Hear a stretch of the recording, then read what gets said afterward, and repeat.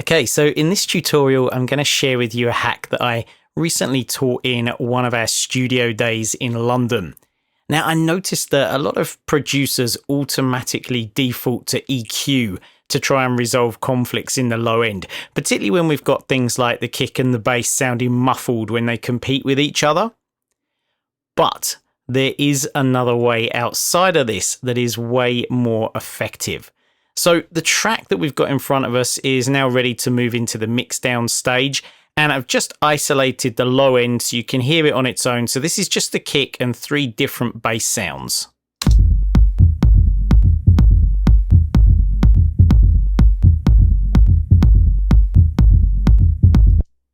So let's have a look at this. Now, I've had a lot of requests asking how do I go about making these bass patterns, and I am going to cover that for you in one of our next tutorials that is upcoming. But for now, let's just focus purely on the mixdown aspect.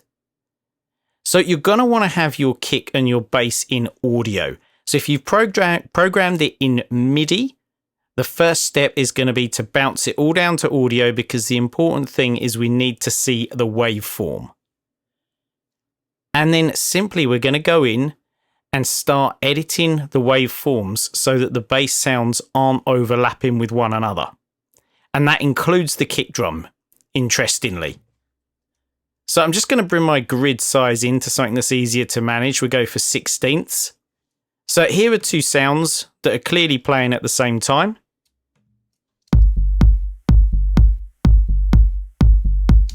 And yes, I've got a sidechain set up here already, but we could be experimenting with this and saying, well, what happens if I completely take this out? Because you can see that actually this bass has got another bass playing at the same time as it here as well. So what happens if I do that and then I just use the fade to avoid any clicks? Now, how will that sound in the grand scheme of things? Pretty good to me, not much difference at all, right? And that's because the kick is making up those frequencies, so I don't need these sounds overlapping. And then I can go through and look at other places that this is happening as well. Now, this is quite a deep sounding bass, but the one on the top is a little bit more of what I would call a character bass, a bit more crunchy. You can hear it's got a few clicks and things that will clean up as well. But ultimately, it's really going to be these sounds all conflicting where the problems are going to arise in my sort of sub-range. So look, I can come in and get rid of that. Again, if I get the fade, I can just nick a bit off.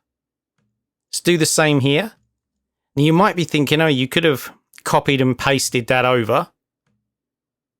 And whilst that is true, I prefer to do this manually because it's just another little change. It's just another subtle nuance that you've got going on in the low end. Now, also, I can see we've obviously got this bass and the kick overlapping, but I think I'd probably be annihilating the kick if I did that. So I think we'll just swallow that one. But I can see the kick is overlapping with this bass as well. So I'll get rid of that. And then let's just clean up these clicks and pops that we were hearing. This isn't totally essential, to be honest, because if you can't hear the clicks and pops when the track is playing as a whole, often this can be just sort of unnecessary faffing about. But let's do it because we've got it isolated at the moment. In fact, I might be able to just drag that out. Perfect. And it is just a bit distracting from a tutorial point of view.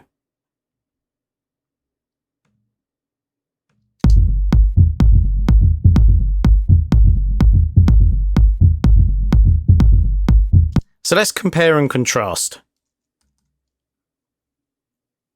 Here's a bar or 2 of that bass line. What do we got? 1 more bar, and we can hear the difference now. So one that's treated and one that isn't treated.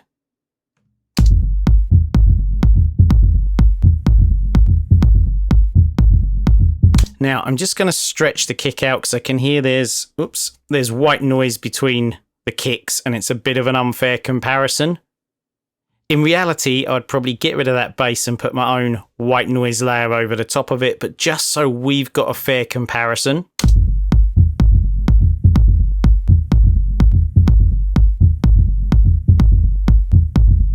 So to me, this sounds a lot more bloated and they're less kind of precise. There's less space in there for the sounds to cut through. So personally, I much prefer this version that I've just gone in, and you can see I've cut some pretty big chunks out of these bass sounds, and it's still got all the weight, all of that low end.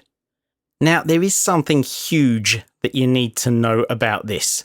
And in fact, I dedicated an entire podcast episode to this recently called Your Eyes Are the Danger, where I go really deep into some strategies for making solid mixdown decisions. And just in case you haven't checked out the podcast, Finish More Music, just search that on iTunes or Spotify, wherever you listen to your podcasts.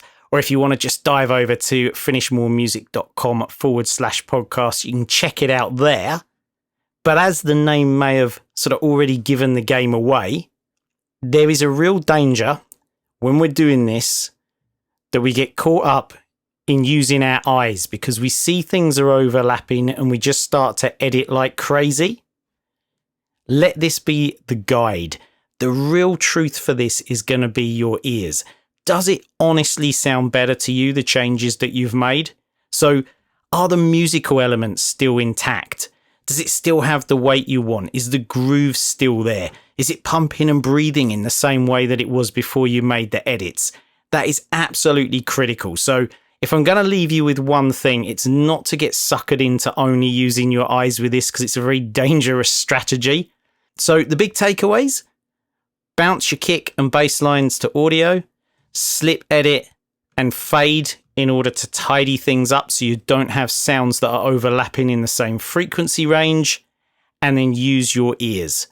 Plain and simple, works an absolute treat. So I hope you enjoyed the tutorial. Until next time, happy music making.